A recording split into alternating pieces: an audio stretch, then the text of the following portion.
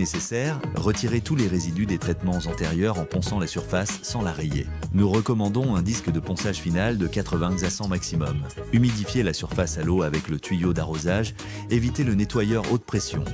Prenez extérieur Wood Cleaner et versez-le dans un seau. Mettez toujours des gants lorsque vous manipulez ce produit. Évitez tout contact avec les yeux. Appliquez une petite quantité d'extérieur Wood Cleaner non dilué et frottez avec la brosse en nylon dans la longueur du bois.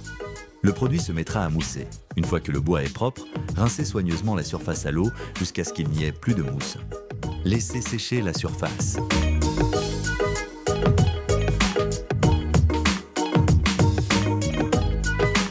Appliquez du ruban de masquage sur les zones qui ne doivent pas être traitées ou tachées, y compris les zones sujettes au chevauchement. Prenez du Durogrit et remuez bien. Si vous utilisez plusieurs pots sur le chantier, mélangez-les pour un résultat uniforme. Versez la quantité requise de Durogrit dans un seau.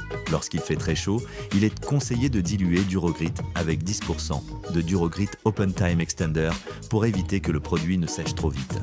Pour le bois très gris ou très absorbant, vous pouvez également ajouter 10% d'eau. Après l'ajout d'Open Time Extender et de l'eau, remuez bien le mélange.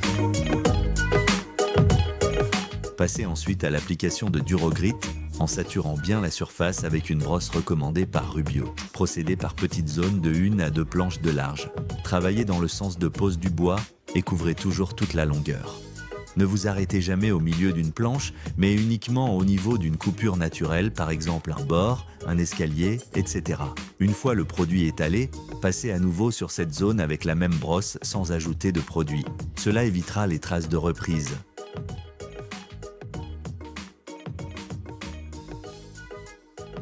Si les planches de votre terrasse sont bien espacées, commencez par traiter les faces latérales, puis la face supérieure.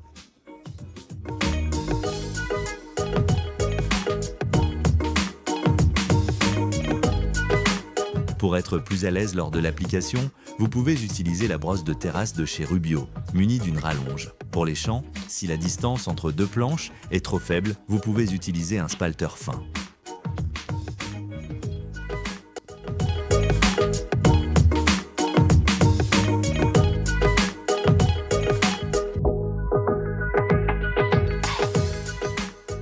Travaillez uniquement avec minimum 12 degrés et par temps sec. Laissez sécher la surface pendant 3 heures. Le produit aura complètement durci après environ 3 jours, selon les conditions météorologiques.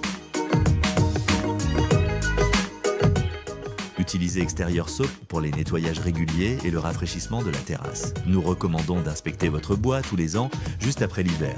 Vous pouvez nettoyer la saleté et les dépôts verts avec de l'eau à basse pression et une brosse. Si les couleurs se sont estompées, appliquez une couche d'entretien selon le mode d'emploi.